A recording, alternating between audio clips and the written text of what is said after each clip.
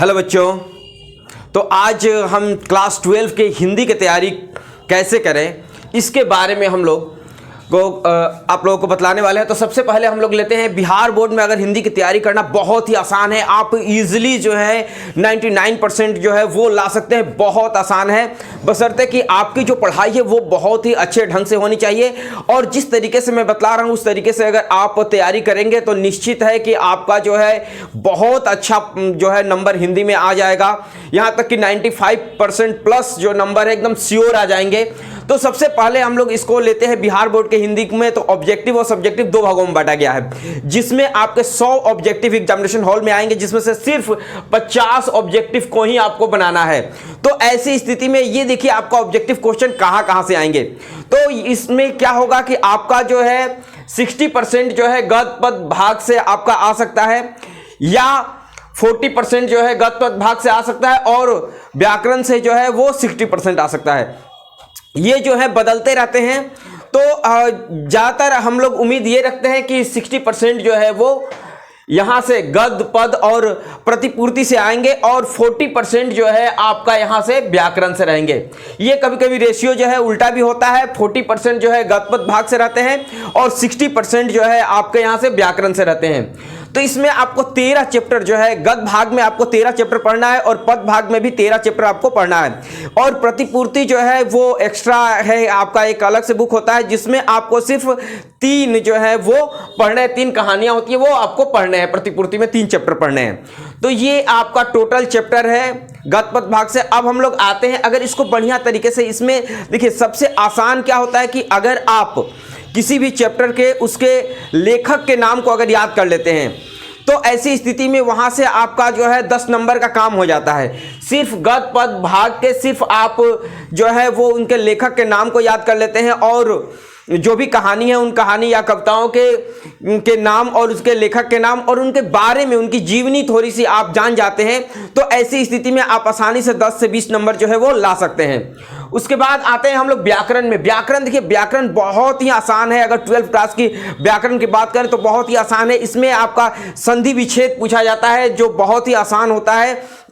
आप इसकी अगर प्रैक्टिस करते हैं तो बहुत ही जल्दी आप जो है इसको सीख जाएंगे, और आप जो है आसानी से इसमें अच्छे अंक ला सकते हैं। उसके बाद आता है आपका समास आता है। देखिए समास जो है आपको सीखना पड़ेगा, और इसमें भी आप बहुत ही जल्दी जो है वो सीख सकते हैं, सिर्फ बनाना इसमें जो है वो सीखें। उसी प्रकार से आपका उपसर्ग और प्रत्यय है।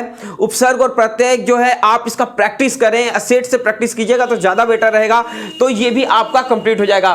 उसके बाद पर्यायवाची शब्द जो है वो आते हैं, विलोम शब्द आते हैं, विलोम शब्द के जो है वो आते हैं। उसके बाद आपका संज्ञा और सर्वनाम से जो है वो प्रश्न रहते हैं, तो जिसमें आपको जो है ऑप्शन दिया जाता है और उस ऑप्शन में से आपको चुनना रहता है। उसी प्रकार से लिंग दिया जाता है कि कौन सा पुल्लिंग है, स्त्रीलिंग है, उभयलिंग है, तो आपको उसमें से बतलाना होता है।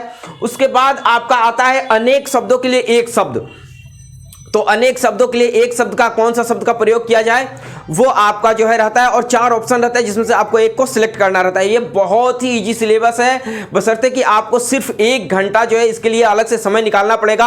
और डेली 1 घंटा अगर आप हिंदी पढ़ते हैं तो हिंदी में आप जो है 99% एकदम 100 में 100% भी ला सकते हैं, बशर्ते कि आपकी स्पेलिंग भी सही हो और जो आप पढ़ रहे हो वो पूरी डीपली पढ़ रहे हो। चलिए यहाँ पर हम लोग आते हैं, इसमें मुहावरे और कहावतें भी आती हैं जिनका अर्थ आपको बतलाना होता है, और उसके बाद पर्यायवाची शब्द भी रहते हैं। तो ये सारे जो सिलेबस है ये हिंदी व्याकरण के सिलेबस है, और हिंदी व्याकरण में ये ही आएंगे। इसमें से बाहर से प्रश्न जो है वो नहीं रहेंगे। तो इतना अगर आप व्याकरण की तैयारी कर लेते हैं तो आप निश्चित ही ऑब्जेक्टिव क्वेश्चन का तैयारी कर लेंगे। और आपका जो है यहाँ से अगर सिर्फ व्याकरण पढ़ के जाते हैं तो समझिए कि यहाँ 60% आपका कवर जो है वो हो जाता है। अगर आप जो है गद्य पद भाग भी अगर डीपली अगर पढ़े हैं तो आपका 100 में 100 आपका जो ऑब्जेक्टिव आएगा उसमें से बना सकते हैं, लेकिन आपको सिर्फ 50 ही बनाना है। 100 आपके ऑब्जेक्टिव रहेंगे जिसमें से आपको 50 ही बनाना है। अब हम लोग आते हैं सब्जेक्टिव में। देखिए सब्जेक्टिव में भी ये भी 50 अंक के रहेंगे, ठीक है। यहां ऑब्जेक्टिव भी 50 अंक के रहेंगे और यहां सब्जेक्टिव भी 50 अंक के रहेंगे। तो देखिए सब्जेक्टिव में आपको क्या क्या पढ़ना है। तो सब्जेक्टिव में आपको निबंध पढ़ना है। देखिए निबंध जो है ये 8 नंबर का निबंध रहता है, जिसमें से आपको 4 निबंध जो दिए जाते हैं या 3 निबंध दिए जाते हैं, उसमें से एक निबंध आपको लिखने होते हैं। तो ये 8 नंबर का आपका निबंध होता है। तो देखिए निबंध में आपको जो है जैसे आपको पर्यावरण पर एक निबंध जो है वो आना चाहिए, प्रदूषण पर एक जो है वो निबंध आना चाहिए। उसके अलावा जो लेटेस्ट अभी जो चल रहा है, जैसे कोरोना चल रहा है, उस पर आपको निबंध आना चाहिए। या फिर अगर 10 निबंध आप याद कर लेते हैं तो उसमें से श्योर है कि एक निबंध जो है आ जाता है, एकदम निश्चित ही आ जाता है। तो 10 अगर निबंध याद कर लेते हैं तो उसका काम आपका हो जाता है। उसके बाद आते हैं सप्रसंग व्याख्या। सप्रसंग व्याख्या जो है ये कविताओं का रहता है या फिर कहानी का भी रहता है। तो उसमें से आपका जो है उसमें से चुनिंदा जो है छंद जो है वो निकाला हुआ रहता है, छंद रस अलंकार जो है वो निकाला हुआ रहता है। तो ये आपको यहाँ पर ध्यान देना पड़ेगा कि अगर आप यहाँ पर सप्रसंग व्याख्या की अगर तैयारी करते हैं तो उसे जो है आपका इंपॉर्टेंट जो क्वेश्चन है उसका तैयारी करें। अगर कम से कम समय में आप तैयारी करना चाहते हैं तो जो है आपका छंद अलंकार रस का जो है अगर आप अलग से तैयारी करते हैं तो बहुत ही आसानी से जो है आप तैयारी इसका कर सकते हैं। अगर इसमें 10 ये भी सप्रसंग व्याख्या भी याद कर लेते हैं तो एक न एक जो है उसमें आ जाता है। आते हैं आवेदन और पत्र लेख में। तो देखिए आवेदन और पत्र लेखन में हम लोग आते हैं तो आवेदन भी आपको लिखने के लिए आ सकता है और ज़्यादातर आवेदन ही आता है और पत्र भी आता है, जैसे दोस्त के पास पत्र लिखने के लिए कि आपकी वार्षिक परीक्षा की तैयारी कैसी चल रही है, या फिर आपके पिता के पास पत्र लिखने के लिए कि आपका पैसा नहीं है उसे पैसा भेजें। तो इस तरीके का पत्र जो है वो लिखने के लिए आता है। लेकिन अभी वर्तमान में पत्र लेखन का प्रचलन जो है वो थोड़ी धीमी हो गई है। लोग पत्र लेखन जो है वो एग्जामिनेशन में बहुत ही कम आ रहा है, एप्लीकेशन ज़्यादा आ रहा है। तो आपको आवेदन जो है वो लिखना जो है वो सीखना पड़ेगा। प्रधानाचार्य के पास आवेदन लिखने के लिए आपको आना चाहिए, या फिर यहाँ तक कि कुछ बड़े ऑफिसरों के पास भी आपको लिखने के लिए आ जा सकता है, जैसे जिला पदाधिकारी के पास लिखने के लिए आवेदन कैसे लिखें। तो इस तरीके का अगर आप आवेदन लिखना सीख जाते हैं तो निश्चित है कि ये जो है कंप्लीट हो जाएगा। और ये आवेदन जो है वो 5 नंबर के आवेदन रहते हैं, 5 नंबर का आवेदन रहते हैं। यहाँ 8 नंबर का आपका निबंध होता है, 8 नंबर का सप्रसंग व्याख्या होता है और 5 नंबर का आपका जो है आवेदन रहता है। और यहाँ पर हम लोग आते हैं प्रश्न उत्तरीय। ये जो है लघु उत्तरीय प्रश्न होते हैं, जिसमें से आपको 10 जो है वो प्रश्न दिए जाते हैं, जिसमें से 5 आपको करना रहता है। और ये जो है 2-2 नंबर के प्रश्न होते हैं। तो ये जो है गद्य भाग से, पद भाग से और आपका प्रतिपूर्ति भाग से होते हैं।